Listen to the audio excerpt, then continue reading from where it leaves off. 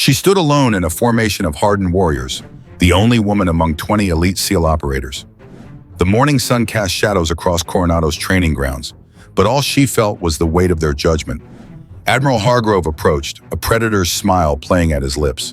This was his moment, the culmination of weeks spent trying to break her. "Tell us your call sign, Lieutenant Commander," he demanded, his voice carrying across the silent ranks. He knew she hadn't been assigned one. This was his final move to prove she didn't belong. Laughter rippled through the formation. Every eye turned to witness her humiliation. But when she answered with 2 words, everything changed. "Iron Widow, sir." The Admiral's face drained of color. His ceremonial glass shattered against the floor. The room transformed from mockery to stunned silence in a heartbeat. The woman they had dismissed was the ghost who had saved them all. 20 operators stood at attention on the immaculate grounds of Naval Special Warfare Center in Coronado, California. This place had forged legends for over 60 years, turning ordinary men into something extraordinary.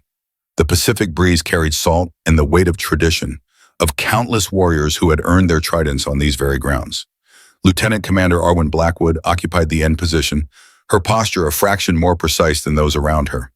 At 32, she carried herself with quiet efficiency that spoke of hard-won experience. But here, in this formation, she was simply the outsider, the woman who didn't belong. Admiral Victor Hargrove moved slowly down the line, his weathered face revealing nothing. At 62, he carried 3 decades of SEAL operations across his chest in rows of ribbons. Each represented classified missions spanning 4 continents, operations spoken of only in whispers among the teams. He had been there when naval special warfare was still finding its identity, when the standards were set that would define generations of warriors. When he reached Arwin, he paused. His steel-gray eyes searched for any imperfection, any justification for the criticism he clearly wished to deliver. "Lieutenant Commander Blackwood," he said, his voice carrying across the silent formation, "your cover is precisely 1 centimeter off regulation alignment." Her cover was perfectly positioned, exactly as regulation demanded, but Arwin's expression remained neutral. "Yes, sir, I will correct it immediately, sir." A smirk flickered across Lieutenant Orion Thadde's face, positioned 3 spots down. The square-jawed team leader's expression conveyed what everyone knew but none officially acknowledged. Admiral Hargrove had made it his personal mission to ensure the Pentagon's pilot program integrating women into SEAL teams failed, and Lieutenant Commander Blackwood was his primary target. Commander Zephyr Coltrane, the training officer overseeing this advanced combat leadership program, maintained his professional demeanor despite the obvious tension. At 42, with 17 years in special operations, Coltrane had seen the changing tides of military culture. He harbored his own doubts about female operators in certain combat scenarios, but he kept these concerns separate from his duty to provide equal training to all qualified candidates. Today's evolution will focus on extended maritime extraction under enemy observation, Coltrane announced after Hargrove completed his inspection. Full combat load, 15-mile offshore approach, structure, infiltration, and package retrieval. The operators maintained their disciplined silence, but subtle shifts in posture revealed their response. This was an advanced exercise usually reserved for the final week of training, not day 15 of a 30-day program. "Command has accelerated the timeline," Admiral Hargrove added, his eyes briefly flicking toward Arwin. "Some candidates may find the adjustment challenging." The implication wasn't lost on anyone present. The timeline had been modified to test Arwin's limits before she could fully acclimate to the program's rigors. This was boot camp psychology, the same pressure used to break weak candidates during Bud's Hell Week. Push until something breaks, then push harder. As the formation disbanded, Lieutenant Thade brushed past Arwin with deliberate force. "Hope you are a strong swimmer, Blackwood," he muttered. Extraction weights got mysteriously heavier overnight. Arwin made no response, maintaining the same composed expression she had held throughout the morning briefing. Only the slightest tightening around her eyes betrayed any reaction at all. 15 miles offshore, the Pacific Ocean churned with 4-foot swells under overcast skies. The water temperature hovered at 58 degrees, cold enough to sap strength from even experienced maritime operators. As Arwin's team prepared to enter the water, she methodically checked her gear with movements so economical they seemed automatic. Someone had added approximately 2 pounds to the left side of her tactical vest, enough to create imbalance during a long swim without being immediately obvious. Rather than report the tampering, she silently redistributed the weights, compensating for the sabotage without drawing attention. The helicopter's rotor wash created small dust devils as the operators boarded in sequence. Through the green-tinted water, Arwin led her team with hand signals that were subtly different from standard SEAL protocol. More efficient, more precise, drawing from a lexicon that seemed expanded beyond traditional training. Lieutenant Estrada's Kelwin, the junior member of her team, noticed immediately. He had graduated Bud's training just 8 months earlier, but even with his limited experience, he recognized that Arwin's underwater communication style reflected techniques he had only heard rumors about. Techniques supposedly developed for deep cover operations in denied maritime territories. When they reached the target structure, a decommissioned oil platform used for training exercises, Arwin paused at the submerged entrance. Her team expected standard protocol: surface reconnaissance, team positioning, synchronized entry. Instead, she made a single hand gesture none of them recognized before disappearing into the structure alone. Inside the platform's flooded lower level, visibility dropped to less than 5 feet. Training sensors on the walls simulated enemy detection systems programmed to respond to standard SEAL approach vectors. Arwin moved through the space like a ghost, her path seemingly random to her teammates, but systematically avoiding every sensor trigger point. When they reached the package, Lieutenant Thade's team was already there. Thade himself had hands on the weighted case, a victorious grin visible even through his rebreather. What happened next occurred so quickly that later accounts would contradict each other. Arwin executed a maneuver that momentarily disrupted visibility through deliberate current manipulation. Somehow, without direct confrontation, her team secured the package, while Thade's team found themselves responding to a perceived secondary threat that didn't actually exist. Back aboard the command vessel, Admiral Hargrove received the exercise results with poorly disguised displeasure. Time differential was minimal, he noted, dismissing Arwin's clear victory, and unconventional tactics suggest poor adherence to established protocols. The mission parameters prioritize successful extraction over methodology, Admiral, Arwin responded, her tone respectful but unflinching. The Admiral's eyes narrowed. Protocols exist for a reason, Lieutenant Commander. Creative interpretation of rules might work in training scenarios, but real combat operations require disciplined execution of established tactics. A flicker of something, perhaps irony, perhaps challenge, crossed Arwin's face before her features returned to their usual composed neutrality. Yes, sir. Understood, sir. Days later, during night infiltration training, the pattern repeated. Arwin's team seemed to disappear entirely for an hour, while Thade's squad moved with aggressive confidence toward their objective. When the command center finally located Arwin's position, they had already secured the target using tactics none of the observers could identify or explain. Then came the close quarters battle training, when everything changed. The facility malfunction-filled corridors with actual smoke, trapping Lieutenant Thade's team behind sealed security doors. While other operators evacuated, Arwin moved deeper into the structure, alone, using security overrides that shouldn't have been accessible to someone of her rank. She saved them, all of them, and Admiral Hargrove's suspicion turned to something darker, something desperate. The Admiral's office reflected his personality, austere, meticulously organized, with nothing out of place. Naval Special Warfare memorabilia lined the walls, testament to a career spent defining what it meant to be among America's elite maritime operators. Explain yourself, Hargrove demanded once the door closed behind them. How did you access those security protocols? Standard emergency override procedures, Admiral, Arwin replied, standing at perfect attention. Don't insult my intelligence, Commander. Those weren't standard overrides. That was a proprietary sequence known only to system developers and certain specialized units. Then perhaps my previous assignments included relevant training, sir. Hargrove moved around his desk, deliberately invading her personal space. I have reviewed every accessible record of your service. Annapolis graduate, naval intelligence for 3 years, lateral transfer to surface warfare, then selection for the female integration pilot program. Nowhere in that history is there any indication of specialized training in advanced security systems. Not all training appears in accessible records, Admiral. I have the highest possible security clearance, he snapped, frustration evident in his voice. Yes, sir, you do, she acknowledged. The simple statement carried implications that visibly unsettled him.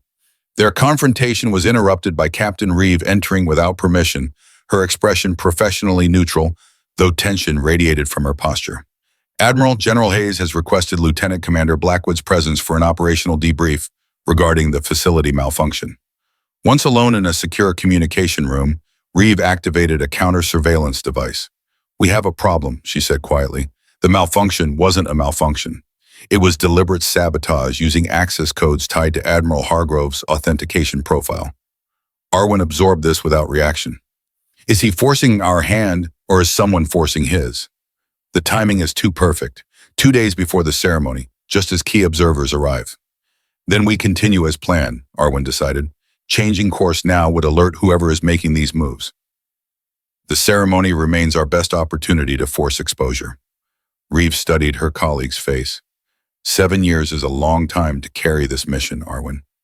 Some debts can only be repaid in full, Arwin replied, her voice carrying the weight of old promises and older pain.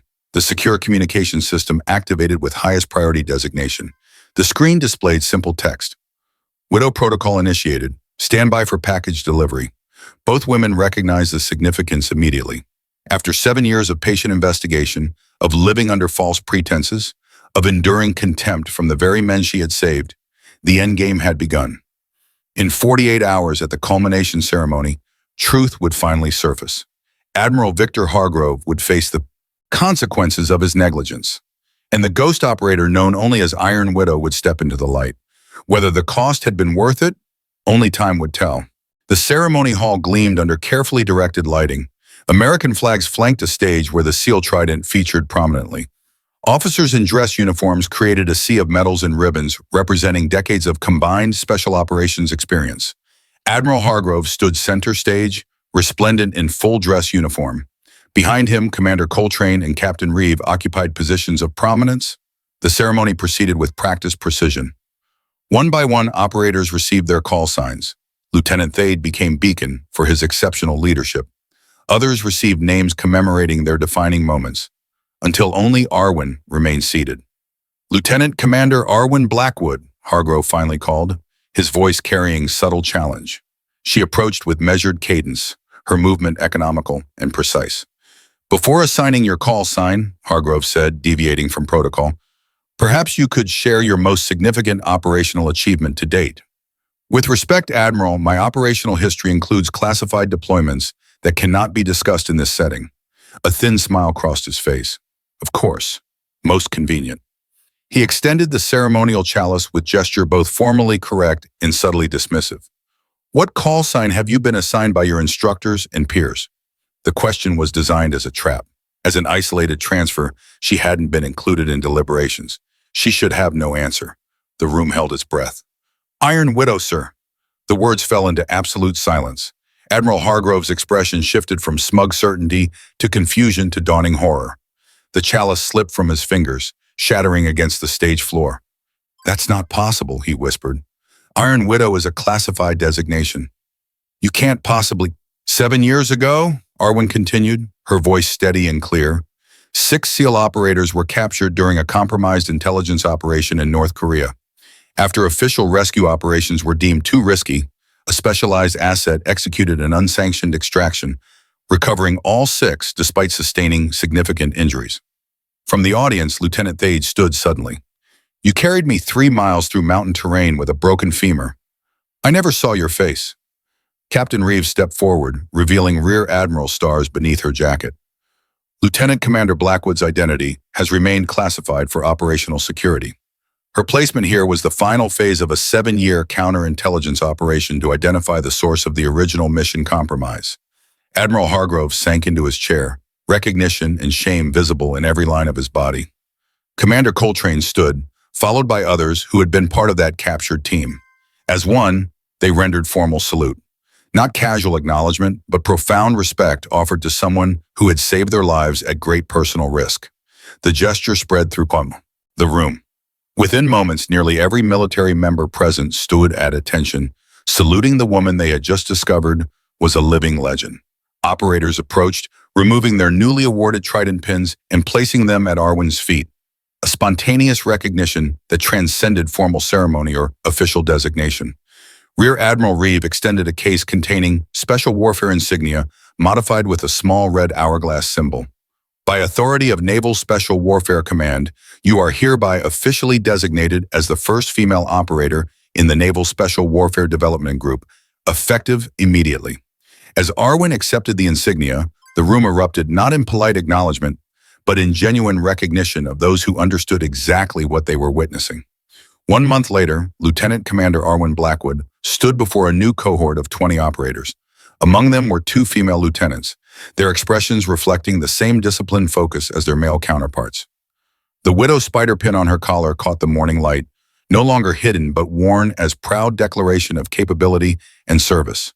A visual reminder that sometimes the most formidable warriors were those most easily underestimated.